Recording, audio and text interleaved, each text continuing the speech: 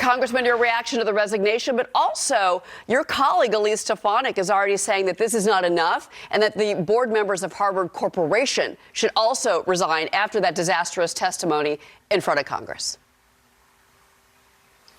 Well, I give my friend and colleague, Elise Stefanik, a lot of credit for the most viewed hearing in congressional history, I think the most consequential, and the chairwoman of the Education Committee in the House, Virginia Fox, for exposing the moral bankruptcy that many of us know exists in our, air quotes, elite institutions.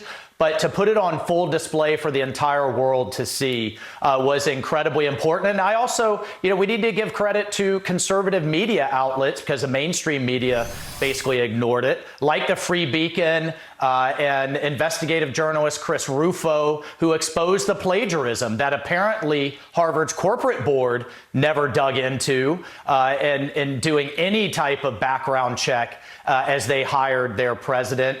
And look, at the end of the day, though, we have to point out that she has stepped down, but she's still going to be a tenured professor there. She has not been fired. These institutions would expel a student in a heartbeat for one act of plagiarism, much less nearly half a dozen, and yet they're still going to keep her on. Elise Stefanik is absolutely right. What this has exposed is the rot that is in our higher education system, and we have to continue to root it out. We have these institutions. I mean, Harvard is essentially a hedge fund with classrooms with $54 billion in assets, with professors that can't be fired, clearly with presidents that aren't hired on the merits of their work, and that are loading our kids up with debt and not preparing them for a future workforce. Well, so there is a lot to be done here, and I applaud my colleagues for getting after it. Well, let me ask you about that, because also in a statement from Elise Stefanik, and again, House Conference Chair, she does say that our investigation will continue to move forward to expose the rot in our most prestigious higher education institutions. So some more to come, it sounds like. Well, that's absolutely right. We have questions on how and why she was hired in the first place, why we even had to have a hearing to expose the anti-Semitism that was on display for the entire world to see, why our Jewish American students felt so threatened and unsafe and unsupported by not just the leadership of these institutions, but by their boards. And at the end of the day, what is going on with higher education where we don't have kids prepared?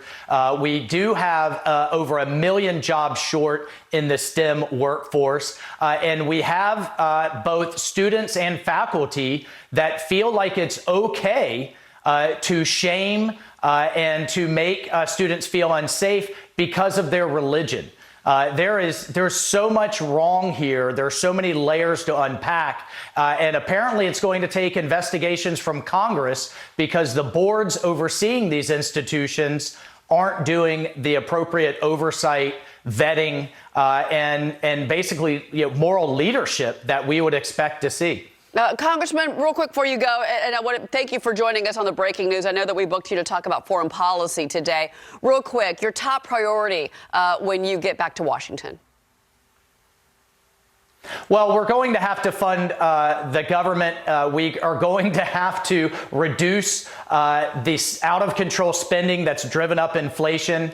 But most importantly, we have to get control of our out-of-control border. That is a humanitarian crisis, and that is a national security crisis with the FBI director himself ringing the alarm bell. All of those things have got to be done in the next in the next month. But first and foremost, as a veteran, we have to keep the country safe. And I have never, in my 27 years of Army experience and now in Congress, seen our adversaries so emboldened and so on the march as they are right now. We have to support our troops, and we have to push this administration to shift its policies that are wrong on so many levels. Well, and with this new year again, Congressman, thank you for your service to your country, and we look forward to seeing what happens when you and your colleagues get back to work in Washington. Sir, thank you very much. Congressman Michael Waltz joining us today. All right, thank you.